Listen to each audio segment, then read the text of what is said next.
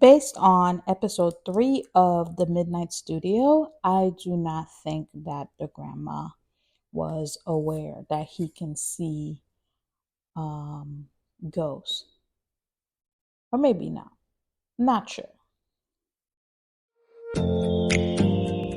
Hello, everyone. Welcome back to another review on the Review Garden. This is a disclaimer. If you haven't watched episodes 3 and 4 of The Midnight Studio, please watch it prior to listening to this review.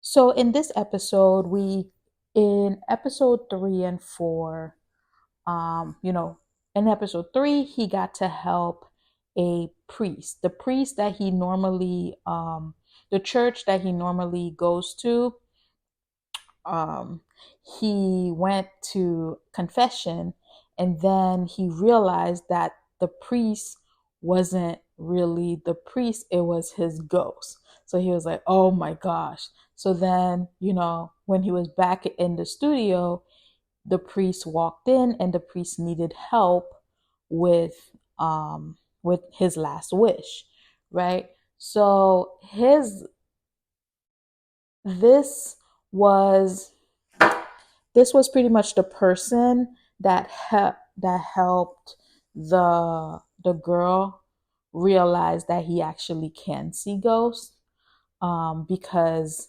he got in trouble while he was trying to help him, whereas the detective ghost, he could go in, nothing happened. He could have just gone in and tried to take the laptop, and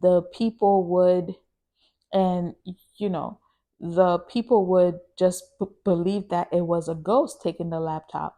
But since he went himself, they caught him and brought him down to the police station. So, the girl had to come and help. And pretty much what happened was, you know, they're like, oh, I'll believe you if you could figure out the password to his computer, because, they've been trying to figure out the password and they couldn't, right? So it took some time for the priest to actually remember his password, because normally how he gets into the computer is through like his thumbprint or his, the face recognition. So, it took him a while to figure out the password. And then when he finally did, they started dancing, because his last wish was, he's like in love with this girl group. His last wish was to dance with his other with the other priests, and they were all dancing in the police station. Like everybody else started joining in dancing, the same way the girl group was dancing. So it was pretty funny. um Eventually, you know um the two main leads left, and they left everyone else dancing and singing. And you could see the final photo of the priest was him in the middle with the other three or four priests, right? So, I mean, that was pretty nice. He did ask her, like, hey, can you stay by me and be my safe zone?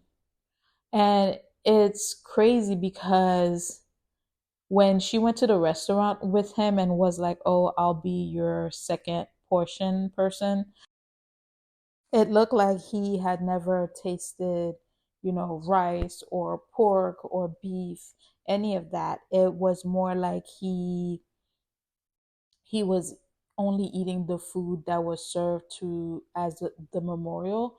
So I wonder like why he did that. Um, because he could have, I guess since it was just always him and the other two ghosts, I guess it kind of made sense.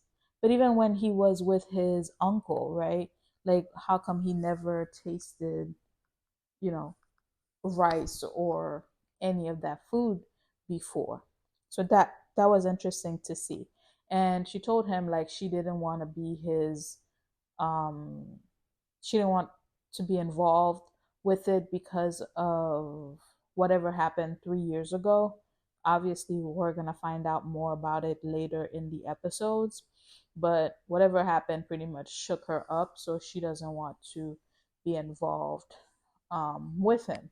Now, whatever happened was big enough that she was fired. She didn't quit. She was fired, and the head prosecutor pretty much told her that she would never work in this town again, right?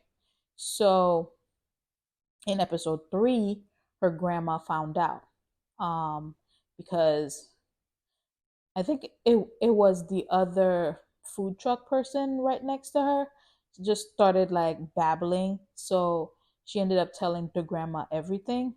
So the grandma like started feeling remorseful because she was giving her granddaughter like a lot of um she was telling her like, why don't you get a job, da, da, da, da. You're not working, pay the rent, da, da, da. So then she realized that she wasn't working as a prosecutor because she couldn't find any cases and no one would hire her. So she ended up um you know letting her back into the house because if you remember from like episode 1 and 2, she kicked her out and let um, the guy move in. So the grandma decided to go to the prosecutor's office, and pretty much as she was leaving, the prosecutor didn't even want to see her. As she was leaving and getting on the bus, she ended up fainting and like hitting her head, and the grandma passed away. So this brought on who he was going to help in episode 4. And in episode 4, it was pretty much the grandma. The grandma wanted her wish, she didn't want to see the granddaughter. Her,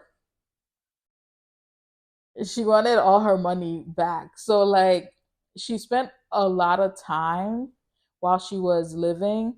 She would go to people's weddings, she would go to people's, funerals. She would go to pretty much everything, every party, and she would give money. So when it was her funeral, she wanted to take the ledger and like pretty much calculate. And she would like get mad if somebody didn't give her the same amount that she gave. She was like, I gave him this amount of money and all he gave was this and this and that.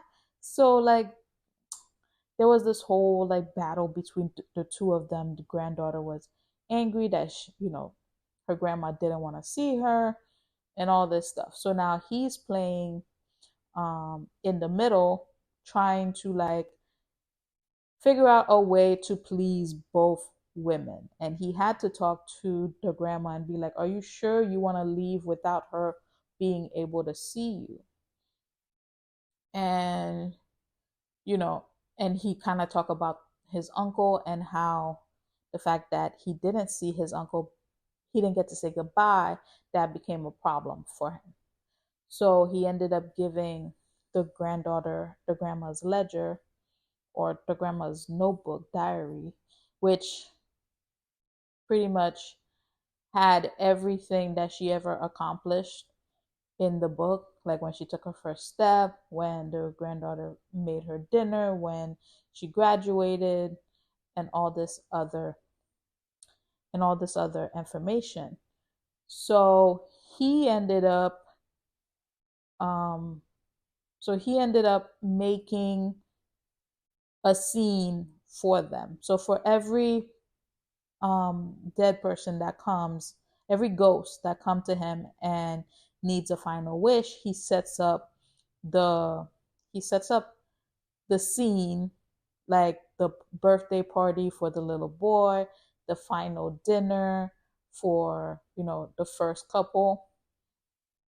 um so this time around he set the scene outside, and he got a bunch of the quote bad ghosts. They didn't look that bad that night. Some of the bad ghosts to help, and they were shooting down, they were sending down the flowers because that's what the grandma was really obsessed with floral prints. And they were supposed to go see the flowers, but it wasn't time yet. So he set up the scene outside, and the flowers were falling. Um, I think it was cherry blossoms. They were falling. The scene was pretty much nice, and everybody was outside. And he clicked the camera. They were able to see each other, and they got the final picture, right? So afterwards, the detective came to him and was like, is it possible you like her? Because you bent a lot of rules that you've never bent before, just so that you can please them. Like, because you always said that your first intention is in the best interest of the client. So whatever the client wants.